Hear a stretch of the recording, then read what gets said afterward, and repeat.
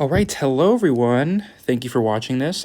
So this is a video covering our topic for today, which is solving exponential equations. Over the next couple of days, we're going to talk about solving exponential and log equations. Today's the first day, which is exponential equations.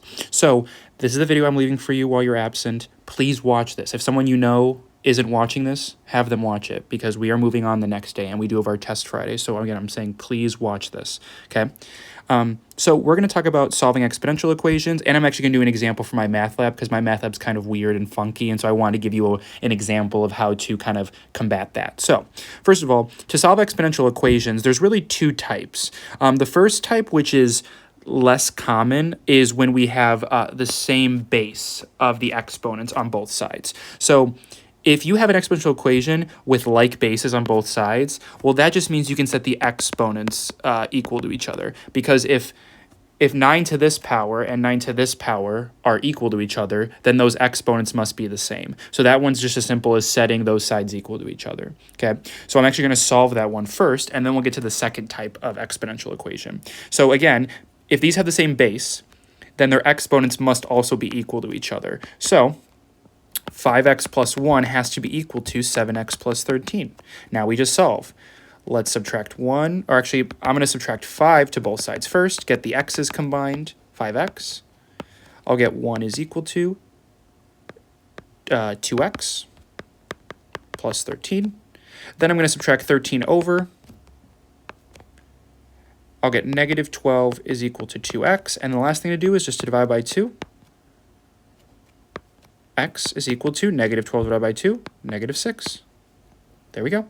Okay, so that one's pretty straightforward. Now, admittedly, there's not as many that are like this because it's not very common that you end up with like bases on both sides in your exponential equation. However, what happens more frequently is the second option, which is when you have an exponential expression on just one side. So, for example, here, notice how this equation just has the expression on one side. You can solve using these two steps.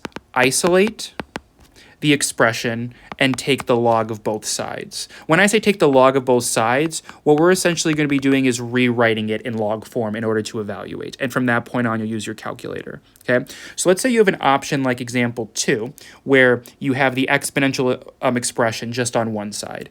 Let's start by isolating that part. So I'm going to add 2 to both sides. Get 4 to the x is equal to 7. And now, to evaluate this, I'm just going to rewrite it in log form, right? Because I have a log function in my calculator. Even if it's not a nice log that doesn't give me a whole number, I can still use my calculator to find it. So, log base 4 of 7 is equal to x. Log base 4 of 7 is equal to x.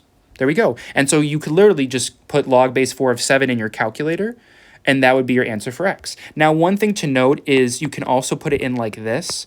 Log of 7 over log of 4. That is your change of base. That is how you can put it in every calculator without using like the little base number function. You can just put log of 7 over log of 4. This would be your exact answer. If I asked you for an exact answer, this would be the exact answer because you're not going to put in your calculator and give me a rounded decimal approximation. But if I did ask you to give me a decimal approximation, you would do x is equal to log 7 over log 4. And that is, hold on, let me get my calculator. Log 7 over log 4. The approximate answer is, to 3 decimal places, 1.404, I believe. If I look at my, just making sure I was correct. Yeah, I was right. Okay, 1.404. This is like my approximate or like my estimated answer, right? Or approximate, okay? So most of the time we're going to ask for the rounded approximate estimate, but on your homework, you might be asked for the exact answer, so you want to make sure you're giving an exact answer, something like what I squared above the estimate, okay? But it's as simple as getting the exponential part by itself, rewriting, again, that rewriting in log form is coming up again, and then evaluating it in your calculator if need be, or without a calculator if it's a nice whole number, okay? So take a second to pause, absorb that, and then I'm going to get into a homework example because this one can be a little bit tricky, and I want to make sure that we're approaching it correctly, okay? Okay, so here's what I would say for the homework example. Again, The exponential part is all isolated. We just have the base and the exponent. So now I'm going to rewrite this in log form. 3 log base 3 of 5 is equal to 7x plus 2. Log base 3 of 5 is equal to 7x minus 2. That's what I get. Log base 3 of 5 is equal to 7x minus 2 when I rewrite it. Okay? Now, one thing about your homework is I believe it's going to want you to always write this using change of base. So I would just change that left side to log of 5 over log of 3. And then equals 7x minus 2. And now you are going to get x by itself. Let's add 2 to both sides. So what that would look like, it looks a little funky, that's why I'm doing this one with you. Log of 5 over log of 3 plus 2 is equal to 7x, okay? And for some reason, normally we would just divide both sides by 7, and I'd call it a day.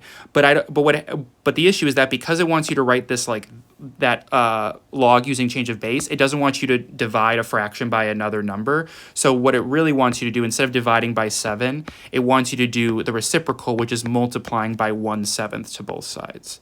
Okay, so I believe in a problem like this, your answer would look something like this. X is equal to 1/7 times log of 5 over log of 3 plus 2. Very funky, very odd. If I was asking for an exact answer, I wouldn't make you use change of base like this, but I think my math lab kind of does for some reason. So again, have this one handy if you're really struggling. I think this will get you at least part of the way there. I apologize if it's a little weird because I know that my math lab can be weird sometimes, but that is kind of generally what it's asking for. Okay? All right.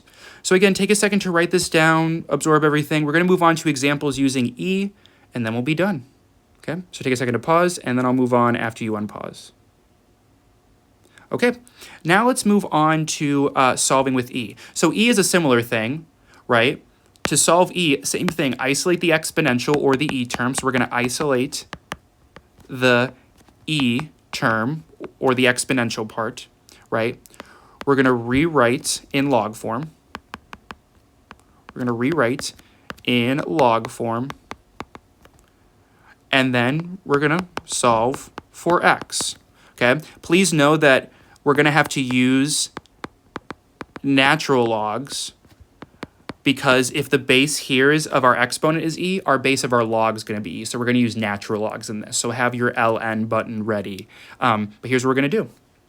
Okay, so first step is to isolate the e term. Let's divide both sides by 3. That's what's in front of e right now that we don't want. We can cancel that out. We get e to the 4x is equal to 9. Perfect. Okay, and so now we've done step 1. We've isolated the e part. Now we're going to rewrite in log form. So I'm going to do e, or log base e of 9 is equal to 4x.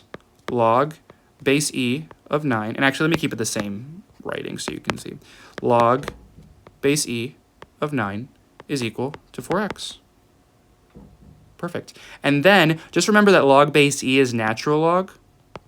So you actually don't need to put log base e. That makes it more complicated in your calculator. In your calculator, you would use just the natural log ln button. Okay? And then finally, what do we do to get our answer? We just divide both sides by 4. Boom.